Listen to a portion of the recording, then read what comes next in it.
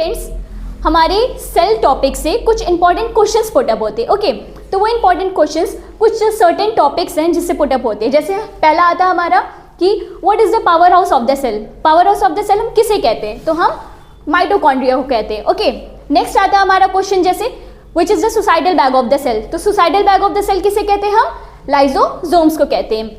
इसी क्रम में हम आगे बढ़े तो कहते हैं कि which is the graveyard of the RBC, या आरबीसी के कब्रगाह किसे हम कहते हैं? तो हम स्प्लीन को कहते हैं। और क्यों कहते हैं? क्योंकि हमारे आरबीसीज जो होते हैं उनकी लाइफ स्पैन होती है सिर्फ 120 डेज की, उसके बाद ये स्प्लीन में आके खत्म हो जाती है। तो इसीलिए हम इसे ग्रेवयार्ड ऑफ आरबीसी या आरबीसी का कब्रगाह कहते हैं।